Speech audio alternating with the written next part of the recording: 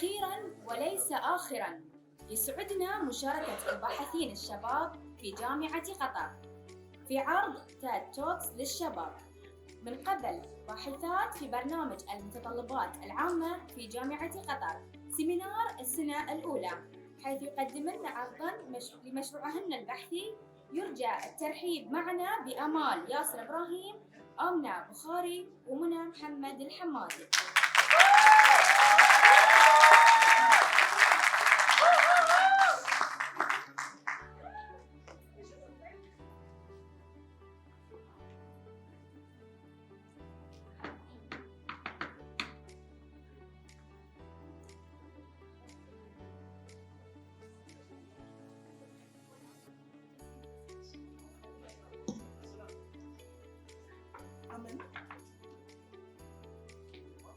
Hi, Mrs. Jenkins.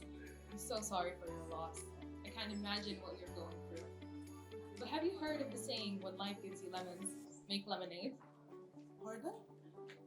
Let me explain.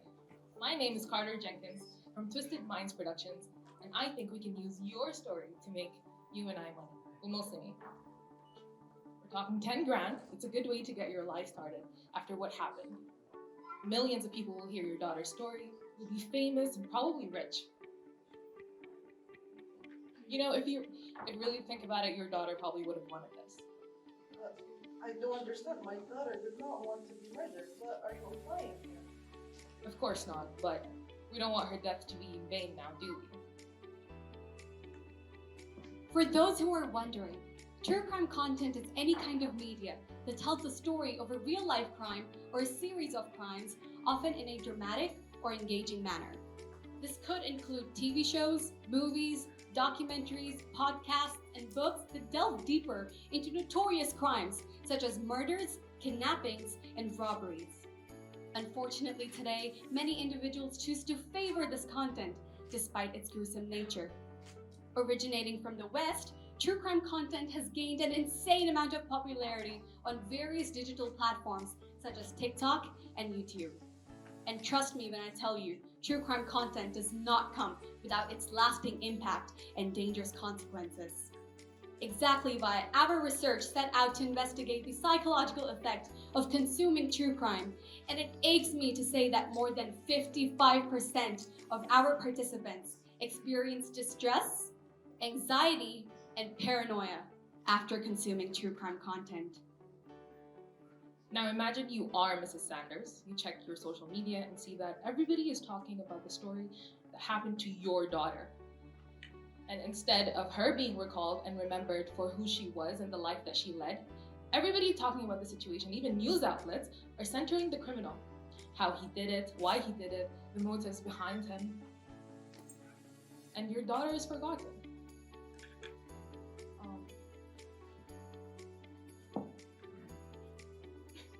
Excuse me.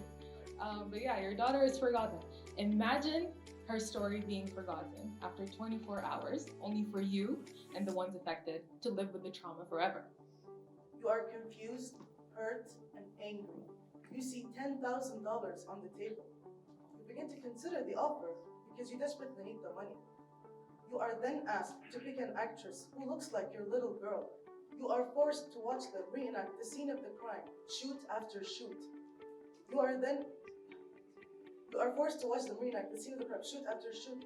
You are then forced to witness your daughter's final moments through some stranger's artistic vision.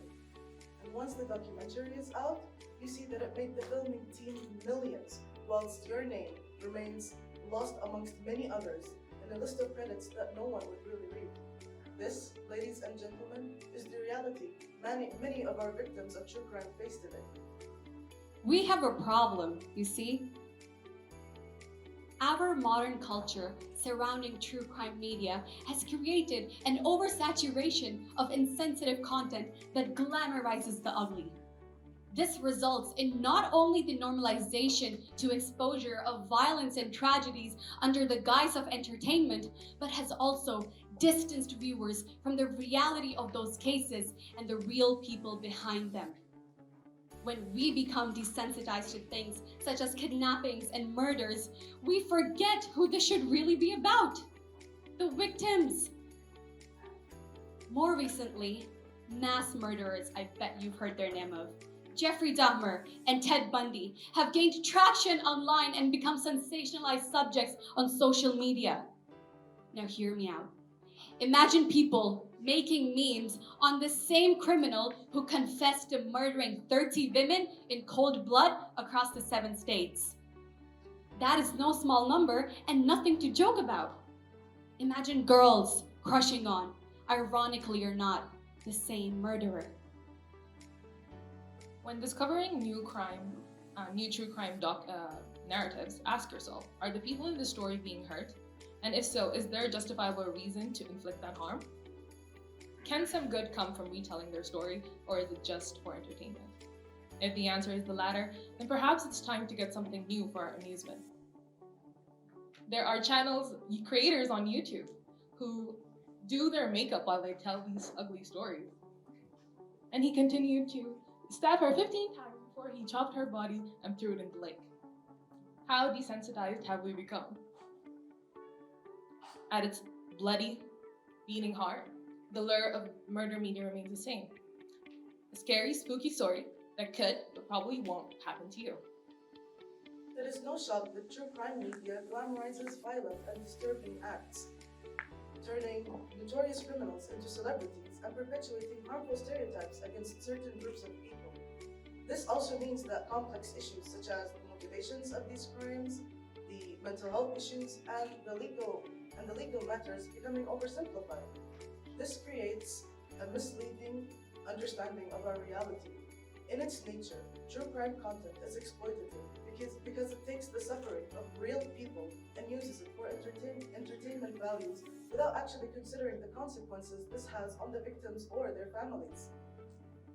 That's not all. True crime content warps our perception of the world. It thrives by fear-mongering, making it seem that danger is lurking around every corner and potentially causing people to live in a constant state of anxiety. Anything can happen at any given moment, even when you least expect it. Okay, maybe I'm being a little paranoid. No, that's not paranoia. That's just normal, deep, considerate thought. But if I stop leaving my house because of it, if I stop hanging out with my friends because of it, if I stop commuting alone to and from work because of it, now that is concerning. Our research aimed to spread awareness of the consequences that come with true crime consumption and find alternative solutions for them. Now let's face it, true crime content is not going away anytime soon. And there are benefits to creating such content when produced ethically. For instance, when done right, true crime content can raise awareness about the social and economic factors that contribute to crime, perhaps helping us to reform the criminal justice system and stopping crime before it actually happens. Improving true crime content production could also mean empowerment for the victims and their families by focusing on their needs and rights rather than simply sharing their stories and their tragedies for dramatic effect and shock factor. Thank you everyone for listening. I am Mona. I'm Amal. And I'm Amna, and we hope you enjoyed our talk.